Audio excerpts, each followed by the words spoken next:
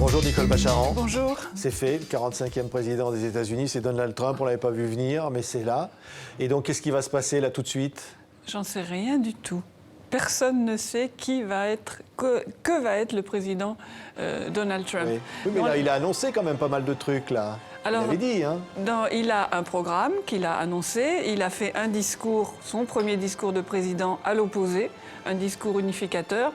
Dans les faits, Hillary Clinton s'exprime et Barack Obama invite Donald Trump à la Maison-Blanche pour préparer la passation de pouvoir. Voilà tout ce qu'on sait de vraiment sûr. Ça, c'est la transition normale, démocratique. C'est la transition Mais quand démocratique. on dit qu'est-ce qu'il va faire, c'est-à-dire qu'est-ce qu'il a promis là tout de suite? Il a dit si je suis président tout de suite, qu'est-ce qui se passe? Alors, le premier jour de sa présidence, il commence à construire le mur contre le Mexique. Demain, donc il va construire le mur demain. Non, le 20 janvier, hein, c'est le moment où il entre en fonction.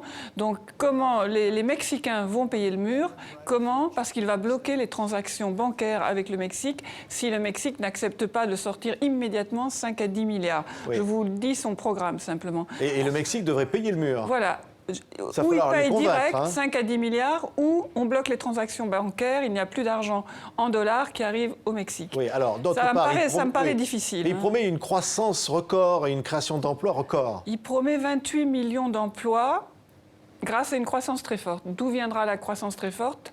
Dans le programme, il n'y a rien d'autre que des baisses massives d'impôts pour tout le monde, pour les sociétés, pour les gens très riches, pour les gens moins riches, vraiment pour tout le monde.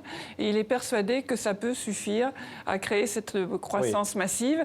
Et puis une guerre commerciale avec la Chine.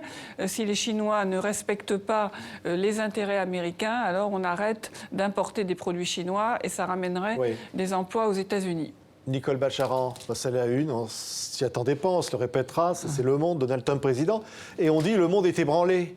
Parce que là, le monde se demande ce qui va se passer finalement. Exactement, le monde se demande ce qui va se passer. Souvenons-nous que Donald Trump nous a promis d'écraser Daesh en 30 jours sous un tapis de bombes, ce qui pourrait l'amener à se tamponner avec des avions russes qui sont dans la région. Il a suggéré également qu'il allait, si ce n'est sortir de l'OTAN, mais en tout cas revoir entièrement l'OTAN et ne plus protéger les pays de l'OTAN qui ne contribueraient pas assez financièrement à leur défense.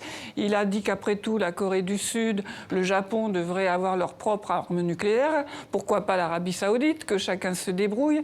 Donc peut-être ne va-t-il rien faire de tout cela. Oui, parce que parfois il revient en arrière. Quand il avait dit qu'il expulserait les musulmans, après il est revenu là-dessus. Sans problème. Revenons aux États-Unis un instant. Il s'est également engagé au premier jour de sa présidence, donc disons le 20 ou le 21 janvier pour lui laisser un petit délai, d'expulser tous les illégaux qui ont eu maille à partir avec la justice. Si peu que ce soit, ça peut être un petit dealer de drogue, mais ça peut être aussi quelqu'un qui a fait un excès de vitesse. Et ensuite, alors d'une manière un peu plus progressive, 11 millions d'illégaux seront expulsés. Parmi ces 11 millions d'illégaux, ces gens-là ont 4 millions d'enfants américains. Donc c'est pas possible, ça ne pourra pas se faire. Donc en gros, ce qu'on est en train de dire, c'est qu'il y a quand même une part de ce qu'il a dit qui était peut-être des promesses purement électorales. Faut-il se demander, est-ce que les électeurs de Trump ont cru à ces promesses? Peut-être que les gens à qui il a promis les emplois vont revenir dans le charbon, dans l'acier. Peut-être qu'ils y croient vraiment et que peut-être il va se produire quelque chose de positif pour eux. Mais pour tout le reste, toutes ces promesses contradictoires dont nous parlons ensemble, on n'est pas sûr du tout que les gens y aient cru. Peut-être ne vont-ils même pas lui en vouloir s'il ne les tient pas. Ils ont plutôt voulu dire... merde à l'establishment. Oui, et là, ils l'ont dit. Ah, clairement. C'est ça qui est clair. Mais au fond, Nicole Bacharan, aujourd'hui, est-ce que vraiment les États-Unis vont changer? Est-ce qu'il n'y a pas finalement une force institutionnelle plus forte, j'allais presque dire, que le président, quel qu'il soit? Les institutions sont solides. Elles sont solides, elles sont bien ancrées. Vous avez la division des pouvoirs législatifs, exécutifs, judiciaires. Vous avez le rythme électoral qui n'a jamais changé, même pendant la guerre de sécession en 240 ans. Vous avez un encadrement qui peut peut-être résister à un choc Trump, d'autant plus que si ça se trouve, il peut aussi devenir un petit peu plus calme en ayant cette gratification narcissique suprême. Mais les Américains, dans leur majorité, en tout cas, ont choisi un homme fort, un homme qui n'a pas de respect pour la démocratie, qui à plein de reprises pendant la campagne a dit qu'il fallait limiter la liberté de la presse, que s'il ne gagnait pas, il ne respecterait pas, ou il contesterait. Oui, là, il ne conteste pas, là, pour le coup. Là, hein. Oui. Donc le système était entièrement pourri jusqu'à hier, mais aujourd'hui où il a gagné, le système est tout d'un coup oui. Mais est-ce qu'il va y avoir des contre-pouvoirs? Parce que là, apparemment, il va avoir tous les pouvoirs, là. En tout cas, tout est entre les mains des Républicains. La Chambre, le Sénat, et il va nommer un juge à la Cour suprême qui sera du même bord et qui passera, puisqu'il devra être confirmé par le Sénat républicain. La seule négociation qu'il va avoir, c'est avec le Parti républicain, où tout le monde, on sans doute, n'est pas d'accord. Il y a aussi des modérés, il y a aussi des gens tout à fait raisonnables. Arriver à convaincre les Républicains, Exactement. Parce que maintenant, bon, vont-ils se ranger derrière le nouveau président? Il y a pas mal d'opportunistes, vous savez, en politique. Oui, c'est vrai. Pas qu'aux États-Unis.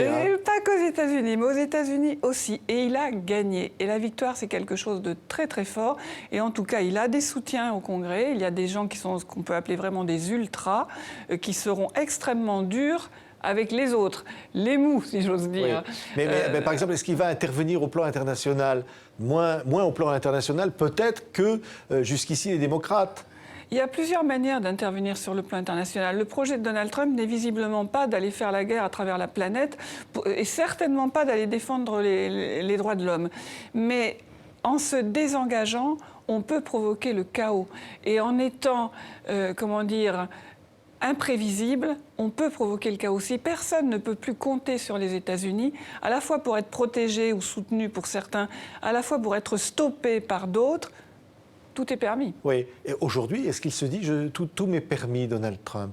Au fond, maintenant qu'il est président, c'est plus pareil. Vous savez, Patrick, je ne peux pas rentrer dans la tête de Donald Trump. Pourtant. Je ne sais pas du tout ce qu'il se dit. Mais vous pouvez rentrer dans la tête d'Hillary Clinton quand même. Oui, parce que là, c'est terrible ce qui lui arrive. Hein.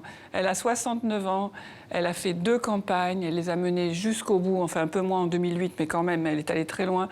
C'est un revers absolument inimaginable. Elle prend forcément sa retraite politique, mais dans des circonstances d'une dureté terrible. Parce que c'était une femme et les électeurs de Trump ne voulaient pas d'une femme, c'est ça? Parce que c'était une femme, je pense que ça a joué. Je crois qu'on l'a entendu dans les rangs des électeurs de Trump. Après un noir, on ne va quand même pas avoir une femme. Ça, c'est quand même quelque chose qui est ressorti.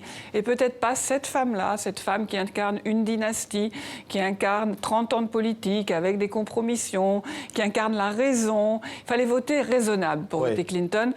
Du côté Trump, les gens ont voté par passion. Oui, Nicole Bacharan, avec Dominique Simonet, vous avez publié donc chez Perrin First Ladies. Il va falloir y rajouter un chapitre sur Madame Trump. Elle est extraordinaire. Ça va être une First Lady formidable, hein, dites-moi. Elle est très belle. Elle est très belle, oui, c'est ça. Hein? Elle est très belle, écoutez, merci voilà beaucoup. tout ce que je peux dire. Merci Nicole Bacharan d'avoir été notre invitée. Merci à vous.